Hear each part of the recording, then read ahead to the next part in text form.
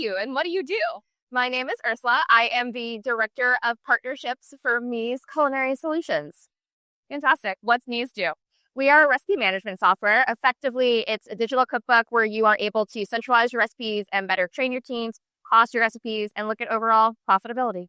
There's a lot of need for that right now, but I think that also there's a lot of need for it in a user-friendly fashion. I think that oftentimes there's a lot of tech that kind of forgets the user experience because they themselves are so technologically adept, and restaurant people, frankly, sometimes really aren't. So being able to bridge that gap between the profitability and the creativity is where we just nestle in there. You're a former operator. Yes, which I think goes a long way in this industry with the empathy and the hospitality, right? And being able to bring that forward as a vendor, I think is really important. That's one of the reasons I love what you guys are doing and how you're doing it, which I think is even more important. We are all former kitchen people. Our number one mantra is always operational empathy and being able to really have been in those positions and understand the urgency and the importance of what it feels like to have something quite literally on fire, maybe day to day, and what you can really manage on top of that with, implementing tech. That's a huge part of how we just kind of build our roadmap and what we do. What was your first hourly job? Actually, as a model when I was 14.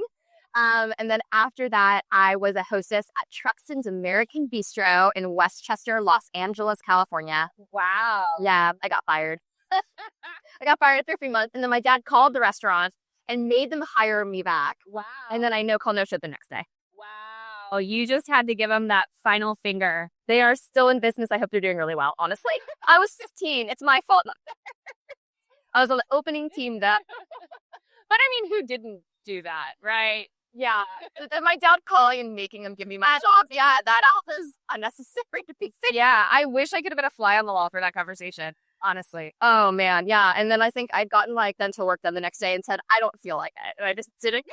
And I didn't tell him either. To be a millennial is very different. I did work really hard until I didn't. Yeah. I think I did work hard until I didn't. I think that I felt at that point I was let go for an unfair reason that I will not state publicly. But I do think that it was at that point where I was like, you betrayed my trust and not over it. But I was going to show up. I think I was a high school dropout and a college dropout. And the only thing I was ever really consistent at doing was having constant work. I worked since I was 15 every single day. And it's just because there's the idea of not wanting to let other people down. And that's the full motivation.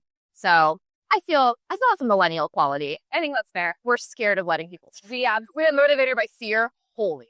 Gen Z is not afraid of anything. And therefore, they might operate a little differently. And more power to them. Yeah. What did you love about your first hourly job before they betrayed your trust? What I loved about my first hourly job would have been my coworkers. I think that I learned very quickly in my life that I'm not a front of house person. I'm very much a back house person, but my coworkers and kind of that sense of community, because I was the youngest one there being 15. Everybody else that was there was maybe in their 20s or 30s. A lot of them were actors because they grew up in LA, and they really kind of took me under their wing as the kid sister kind of an dynamic. I still remember all of their names and I think about them. And I think that that's kind of what instilled in me. I want to be in hospitality forever. What is your priority in 2025? Where I think the industry said that priority in 20. Because for me, what I'm hearing a lot is this is a year of stabilization, not growth. Yes. Okay. So I think that's a big one that the people that whose opinions I really value and who I think are really smart decision makers, they're using this year as looking to stabilize and looking to invest towards growing in the future. However, not pursuing that in this moment. That's 100% the feedback that we got. But that was really the feedback. No, the feedback that we heard from the industry. I thought it was totally in line with what you're saying. Top priority across every department that answered us was workforce. Yeah. Which, of course, I do workforce management software. So well, that's validating, right? I guess I'm I should keep my job, right? Job security for Audrey, win. But I thought it was really interesting because I've been in this vertical for a really long time, serving restaurants. We launched the product in 2007, which was built for restaurants. And there's been this, I think every vendor has this to some degree. I'm sure you guys see it in some fashion where you're going, let me help you, please. What, don't you see the value? Let me help you. I can make your life so much easier, please. Right? And I think that's kind of the vendor frustration, especially in this segment where the good vendors are the ones with strong empathy and who live hospitality, and we just want to help, right? And this is the first time in my career serving restaurants or being in restaurants that the entire industry is going, let's focus on workforce for long-term goals. We're saying, how do we attract top talent? How do we teach people this is an amazing industry to be in and why? Investing in employees is such a huge change. And it happened, I think, before COVID as well, but obviously was made more apparent to the general public after COVID because of just there was a lack of people that were willing to do it. Right. And I think that there's always been distrust of tech from an operator standpoint. As a former operator, I also was very like, you don't know me like that. Like, and the thing I always say is that I always felt like restaurant tech was made at me and not for me. Yes. And so it's like, stop trying to like fit me into this thing because you don't understand my world. And now what I see a lot more of is operators like starting to understand that we're literally here and in business because we are actually just making your lives easier. We wouldn't be a company if we didn't save you money. Like the investment part of it, I think, has always been a really hard thing to overcome. And now they're really understanding investing in employees, investing in software, investing in these kind of long-term practices that stabilizes your business. And that's what drives growth.